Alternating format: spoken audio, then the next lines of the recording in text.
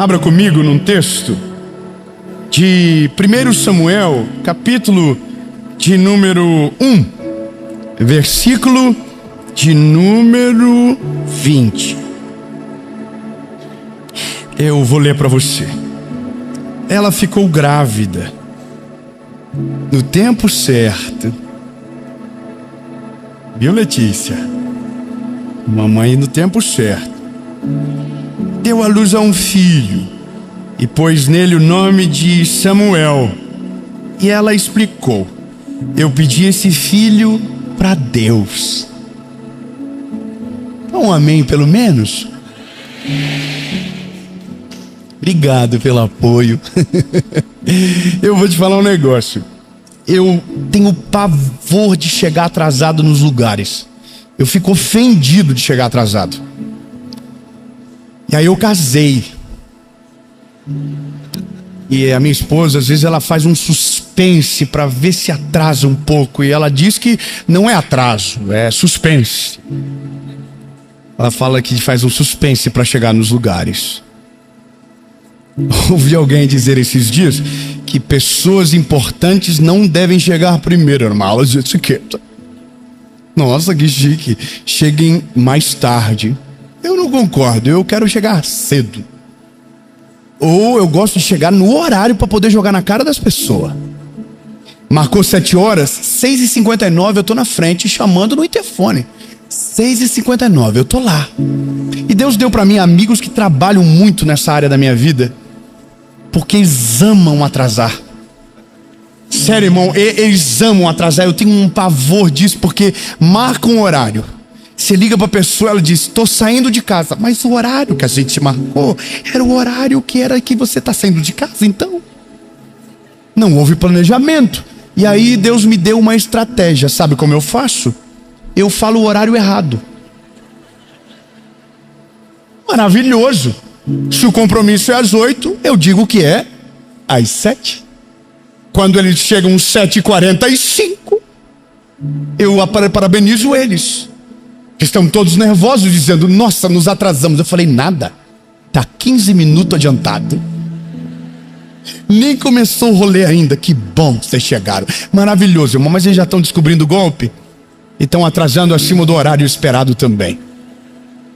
Agora é interessante porque a gente usa o relógio, né?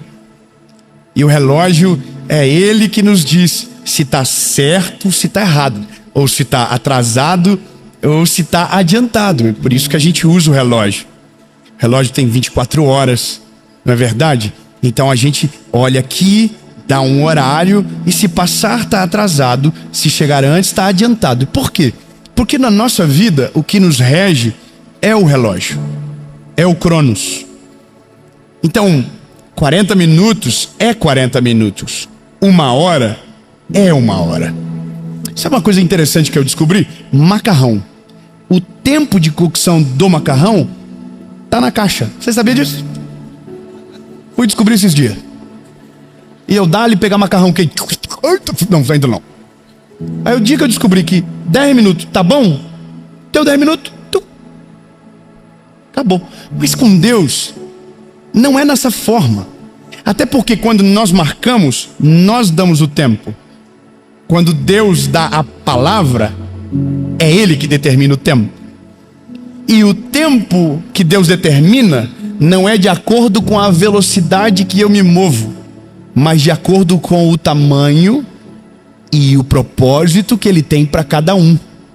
Então, o que para você pode demorar 10 dias, para alguém pode demorar 10 anos. O que para você é rápido, para outros é lento demais. E vice-versa também é verdade. Porque nós estamos sempre conectados ao nosso tempo. Então, todo momento, nós estamos olhando para Deus e dizendo: aonde você está que não chegou agora? Por que não é no meu tempo? Por que não é do meu jeito? E é por isso que a gente se atrapalha tanto na vida, porque a gente tenta colocar tempo naquilo que precisa ser perfeito e não rápido. Então quando eu olho para a palavra de Deus e isso se aplica diretamente à nossa realidade, Quando eu olho para essa mulher, Ana, e eu estou olhando já direto no final da história, e no final da história a Bíblia ela é muito precisa. Ela diz: e ela engravidou no tempo certo. A pergunta é: certo para quem? Foram anos esperando, humilhações, provações, vergonha, sentimento de desprezo, mal compreendido pelas pessoas. Tempo certo para quem? A nossa crise tá porque mesmo no testemunho a gente não consegue entender, pelo menos quem está fora, porque demorou tanto tempo. E essa é a parada que a gente não consegue explicar na vida, sabe? Por que algumas coisas para algumas pessoas são tão fáceis e para outras é tão difícil?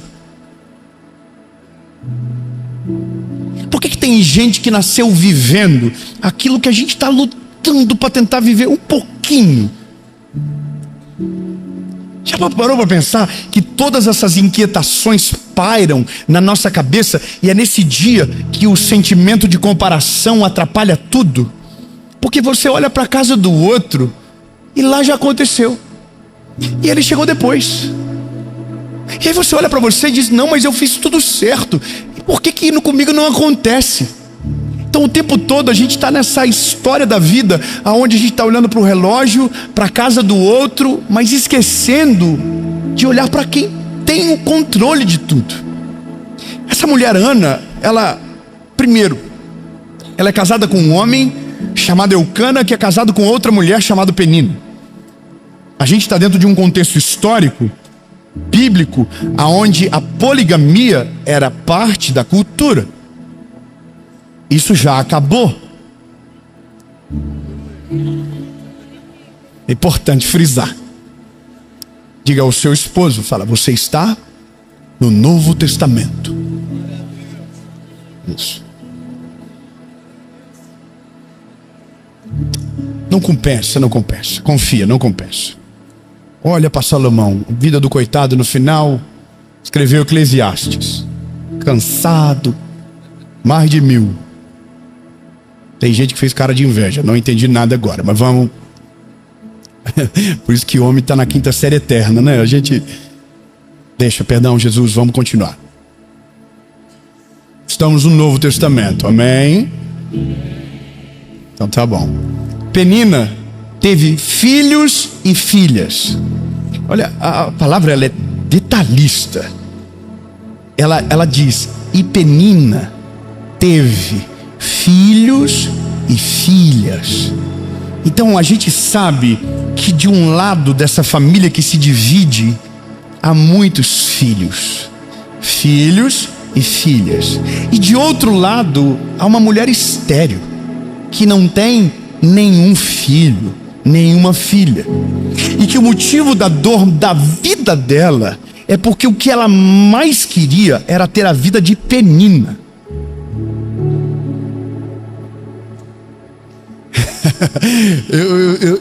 Eu quero que você entenda. O fato de doer ainda mais de não ter filho é que quem convive na mesma instância tem muitos.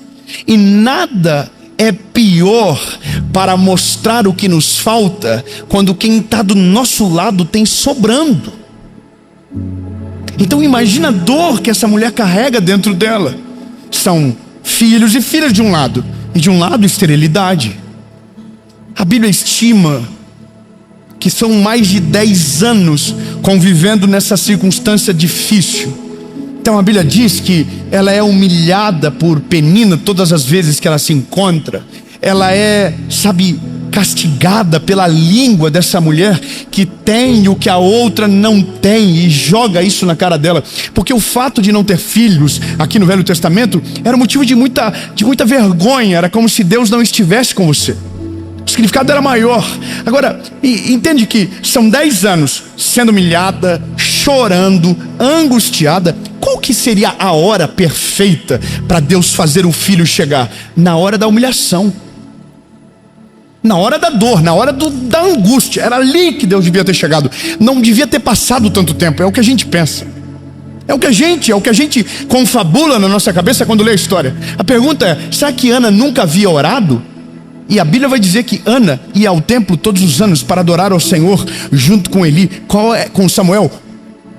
Perdão, o nome é tão feio do homem que eu esqueci, Eucana.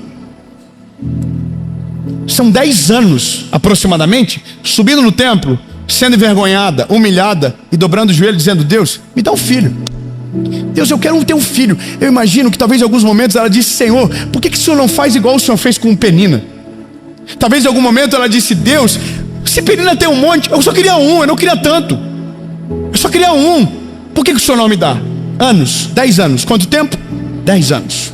Então chega uma hora da nossa vida que a gente tem toda a esperança, mas o tempo já passou tanto que até a esperança não aguentou e foi embora. Nós tínhamos uma palavra no começo, uma promessa no começo, mas o tempo passou tanto, já foi tanta dor e tanta lágrima, tanta humilhação, que chega uma hora que a gente diz, sabe de uma coisa? Deu. Sabe de uma coisa? Tá bom, acostuma com o negócio. Tá tudo bem, eu nem queria mesmo. A fase do eu nem queria mesmo é a pior. É a fase que você olha e diz, sabe de uma coisa? Eu acho que eu nem queria de fato isso. Eu acho que não era pra mim mesmo. Tá tudo certo, a gente cria uma história para defender as nossas emoções, que nada mais é do que uma mentira de quem não suportou a espera. E a gente diz, não, eu não queria, não, eu não quero, mas lá dentro tem uma voz gritando, dizendo, não, você quer sim, você está mentindo para você. Mas o que nos pega é porque a gente olha para o relógio e Deus está longe, atrasado, a gente não está vendo nada dele fazendo, sabe, não tem um movimento, não tem nada, e aí aquela angústia vai tomando conta. Por isso que quando você olha para Ana, você precisa entender que essa mulher, ela não está bem. A Bíblia diz que ela não comia no jantar, onde elas estão no templo, a Bíblia diz que ela não comia, ela só chorava. Puxa, não dói imaginar a cena de uma mulher chorando numa mesa posta, sem comer, num banquete na frente, porque a ardúria da vida dela é tão grande que a comida perdeu o sabor, nada mais daquilo tem sentido. E aí que tá, Deus já devia ter chego. Sabe, é sempre assim, a gente lê a história, olha para a nossa vida e Deus já devia ter feito. Deus já devia ter feito, por que não ainda? Por que não ainda? Então a gente sempre está fazendo perguntas erradas, olhando para o lado errado da história. Por que Deus não fez ainda? O que falta? Deus está atrasado, sabe, Deus esqueceu, Deus me abandonou. E a gente ouve, e isso se repete. Quantos lugares eu já fui que as pessoas me pediram oração porque não tinham nem força mais para orar, porque já oraram tanto e nada aconteceu, então já desistiram de orar também.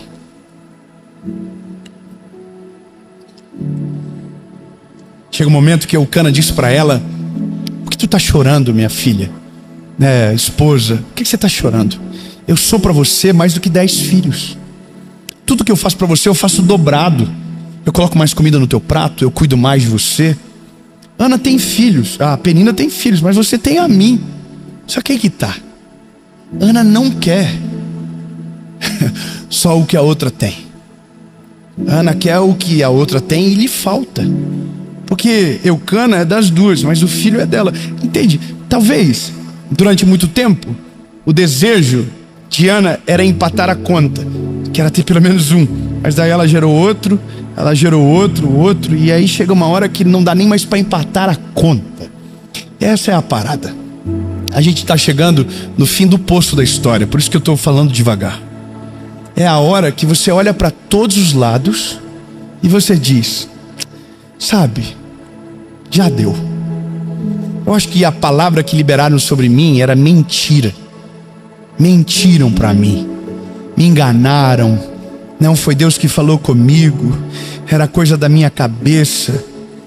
Sabe, isso não deveria nem estar mais no meu coração. Aí você começa a batalhar contra o sonho que você carrega. E aí você começa a lidar com o inimigo dentro de você. E você se torna amarga, e aí você não quer mais nada. Palavra de esperança te irrita, palavra de fé te incomoda, porque você já esperou tanto e já foi, e deu, tá bom, não quero mais saber de nada disso, eu quero que vire o disco. E aí chega alguém e pergunta para você exatamente o que te falta. E aí vem alguém sem sabedoria e toca exatamente na ferida. E aí você tem que reviver tudo de novo. Imagina essa mulher Então a Bíblia vai dizer que tem um dia que é o dia chave da história, que ela entra no templo e a Bíblia diz que ela está chorando e ela está angustiada e ela começa a orar, e a oração dela é: Jesus, no caso aqui Deus, se o Senhor me der o filho, eu vou te devolver.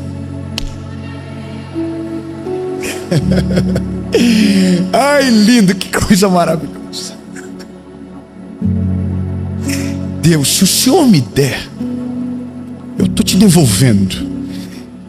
Ela está devolvendo algo que ela nem recebeu, mas demorou 10 anos para ela entender que o que Deus queria dar para ela não era um filho, era um sacerdote para toda Israel. Deus não queria dar um garotinho comum que ficasse escondido dentro de casa. Deus queria dar para ela um sacerdote que seria primeiro um juiz e depois o maior homem da história bíblica, como sacerdote que ungiu Davi, que ouvia a voz de Deus em todos os lugares. Ele não queria dar só um garoto, ele queria dar um sacerdote. Só que se ele dá um filho, ela pega, mas se ele dá um sacerdote, ela devolve. Não, eu vou melhorar. Enquanto o filho era para ela, nada aconteceu. E eu não sei nem quanto tempo de fato durou, mas o dia que ela falou para o Senhor: se o Senhor me dá, eu vou te devolver. Aí é o tempo que às vezes a gente demora para entender que o que Deus vai fazer é maior do que o que a gente planejou. Ah não, você não pegou, eu vou melhorar. Às vezes a gente está olhando tanto para o relógio que a gente está pensando que Deus está atrasado, porque a gente está tentando colocar Deus dentro do nosso relógio, como se Deus trabalhasse no tempo que a gente acredita. Mas Deus não trabalha com o nosso tempo, Deus trabalha com a perfeição da obra perfeita. Então Deus não vai fazer na velocidade que você espera, Deus vai fazer no tempo que lhe cabe, para que quando aquilo que esteja pronto seja perfeito e não lhe cause dores. Então Deus não está atrasado, Deus está trabalhando de maneira perfeita e extraordinária.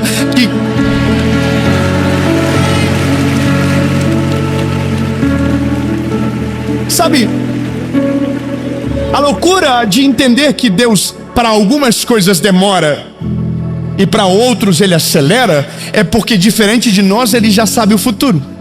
O que Ana não sabe é que enquanto ela está orando dentro do templo, dizendo: Deus me dá um filho, Israel no lado de fora ora para que Deus devolva a eles um sacerdote justo, porque aquele que estava no controle, que era Eli, era um homem corrompido. Olha que loucura, imaginar que Deus é tão perfeito que no dia que estava respondendo a oração de Ana, estava respondendo a oração do José, estava respondendo a oração da Maria, estava respondendo a oração da Isabel, estava respondendo a oração de qualquer pessoa que havia dobrado o joelho dizendo: não quero mais um sacerdote injusto, eu quero voltar a sentir a presença de Deus em Israel, eu quero que a voz de Deus volte sobre a nossa terra. E aí Deus lá no céu estava dizendo: relaxa, a Ana está quase entendendo que o que eu tenho para ela não é um filho, e o dia que ela entender, ela vai descobrir que o garotinho dela era muito mais do que um filho. É um garoto separado, um homem de Deus, que vai ser aquele que vai restaurar a ordem na casa de Deus, e vai ser aquele que vai ungir o maior rei da história de Israel. Eu preciso de um homem. Você precisa de um filho? Eu preciso de um homem. Vocês precisam de um sacerdote? Eu preciso de um homem. Então deixa eu controlar e fazer da maneira perfeita, que no dia que sair um filho daqui, chega também um sacerdote para cá. Calma.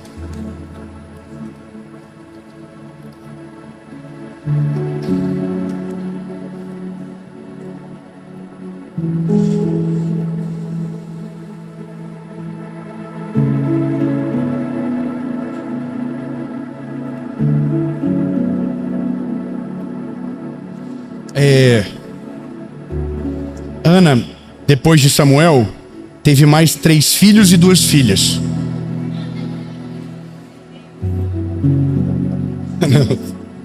Tá, ninguém ficou feliz, né? Bom, 10 anos esperando.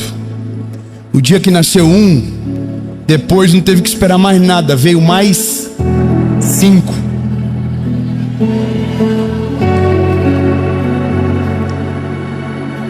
Tá, você não entendeu. É porque até chegar, o processo é longo. Depois que vence o processo, tudo fica tão rápido que você vai olhar e vai dizer: meu Deus, parece chuva caindo do céu, a bênção não para, o milagre não para, as coisas se multiplicam, Deus está fazendo, é mais rápido. Então todo o tempo que você gastou reclamando que Deus estava atrasado, o dia que acontecer, gaste para dizer que Ele fez na hora certa, de maneira perfeita, que foi maior do que você imaginava e melhor do que você planejou. Meu Deus do céu, isso é a palavra de Deus. Demorou 10, agora não demorou nada. Ô André, tem coisas da minha vida que parece que demoraram anos, mas depois que virou a primeira chave, todas as outras viraram assim, rapidão. Eu preciso terminar. Meu Deus. Ai, a Aninha tá feliz com o menininho dela, gordinho, bonitinho. Aí o Eucana chegou para ela e falou: linda, vamos comigo pro templo. Chegou a hora de a gente sacrificar, chegou a hora de a gente agradecer. Aí a Ana podia ir para esfregar na cara da Penina, mas a Ana tinha visto a mensagem sobre suportar as dores e aprender a apanhar. Então as armas dela não eram as mesmas de Penina. Não era a humilhação, não era nada disso. Era a obediência e a humildade. Ana falou: vai você, bem. Vai você. O dia que o menino desmamar, eu vou. E eu vou para deixar ele lá, porque eu fiz uma promessa a qual eu não vou voltar atrás.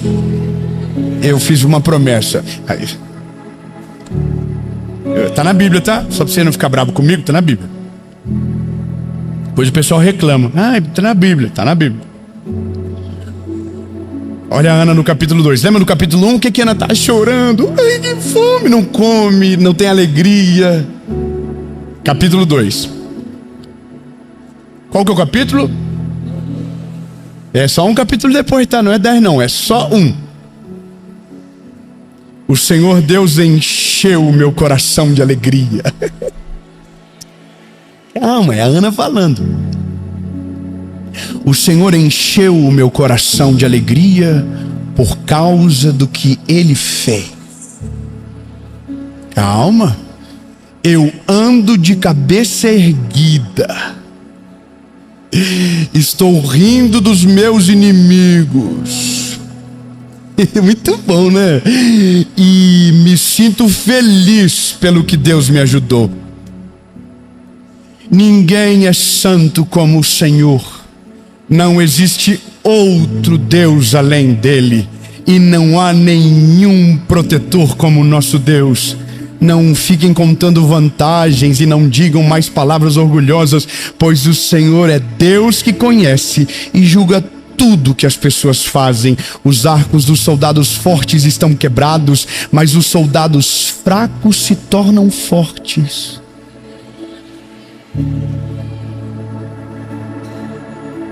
Os que antes estavam fartos, agora se empregam para ganhar comida, mas os que tinham fome, agora estão satisfeitos.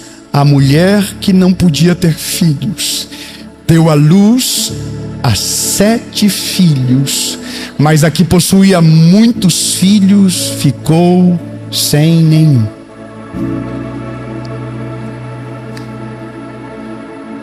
Meu Deus, essa oração de Ana é uma oração de quem suportou, é uma oração de quem entendeu, é uma oração de quem passou, sabe, viu a glória de Deus se manifestar e o milagre chegar. Eu quero declarar algo no nome de Jesus na sua vida. Eu vou te explicar como funciona.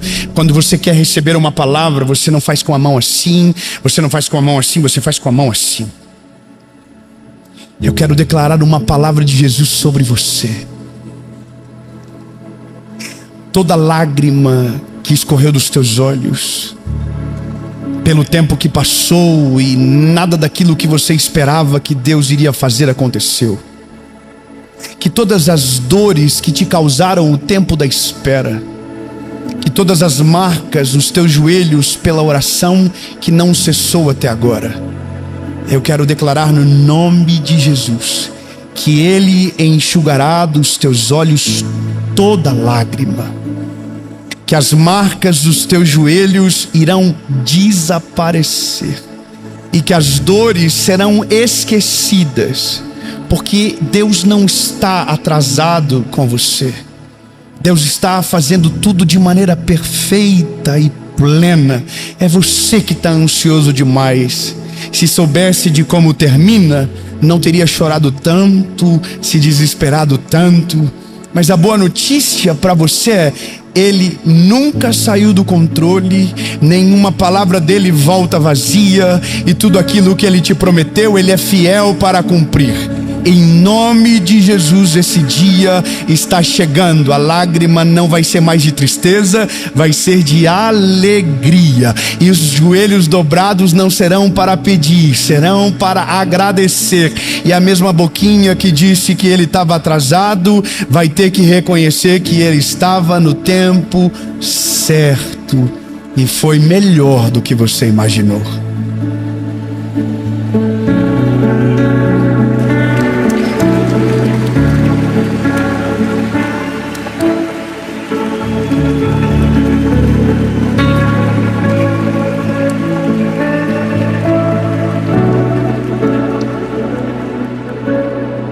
Quando eu era adolescente, uma vez eu vi alguém dizendo que Deus não está atrasado, Ele está caprichando. Eu achava legal. Só que o parâmetro de Deus não é o capricho, é a perfeição. Não é só a vontade de fazer, é fazer de fato algo de maneira perfeita. A palavra que a gente entende quando passa por tudo é chegar à conclusão que foi melhor não ter chego antes aquilo que o Senhor te deu na hora certa. É muito doido isso.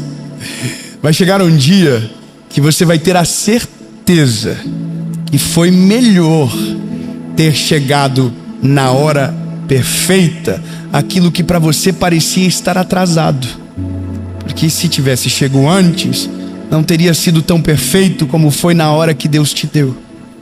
Por isso que quando Deus faz aquilo que nos prometeu, mesmo tendo demorado tempo, mesmo tendo dominado o nosso coração uma sensação de abandono, sabe, mesmo tudo isso tendo acontecido, quando Deus faz, a boa notícia é poderosa para apagar tudo que ficou para trás.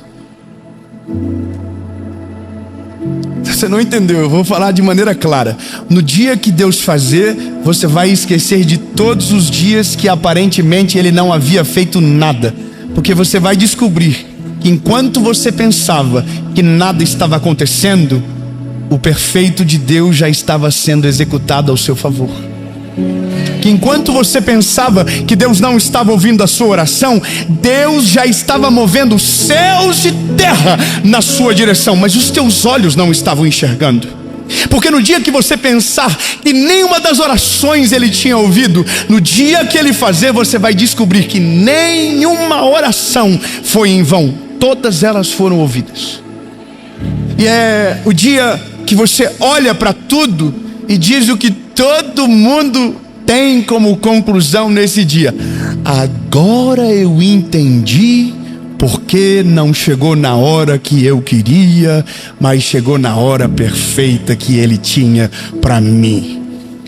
Nesse dia, você vai ter que pedir perdão, porque você estava olhando para o relógio e o Senhor estava olhando para o teu destino. Você estava olhando para o relógio da parede e Ele estava olhando para a estrutura inteira da sua história.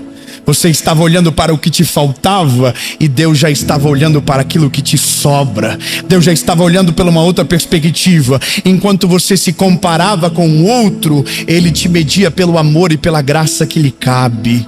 Sabe? Então, lindo, Aproveite o tempo, mas tenha certeza, ele não é homem para que minta e não é filho do homem para que se arrependa. Se ele falar que vai fazer, esquece o relógio, deposita ele numa caixinha e esquece ele. E se prepara para aquilo que ele vai fazer, no tempo, na hora, no momento, porque acontece talvez algo. Talvez, só talvez, você está orando por algo que Deus nunca vai fazer. Porque o que você pediu é tão pequeno que nem se compara com aquilo que Ele está fazendo. Então, enquanto você chora, enquanto você clama, enquanto você sofre, Deus está preparando algo tão maior e tão mais poderoso, que o dia que Ele te der, você vai entender que passou tempo orando pelas coisas erradas, pedindo pelos motivos errados, porque vai descobrir que o que Ele tinha era tão melhor, que vai agradecer por Ele não ter te dado o que você pediu. Muito obrigado, Jesus, porque o Senhor ouve tudo, mas só faz o que o Senhor quer. E a tua vontade, ela é boa, perfeita e agradável. Jesus, muito obrigado. Não sei quanto tempo passou para aqueles que me ouvem, não sei qual é a fase da história que estão, mas em um capítulo a vida de Ana resolveu. E eu quero declarar, Jesus, em pouco tempo, aquilo que estava mal compreendido vai vir à luz, e todas as palavras e promessas irão se cumprir, porque o Senhor é fiel.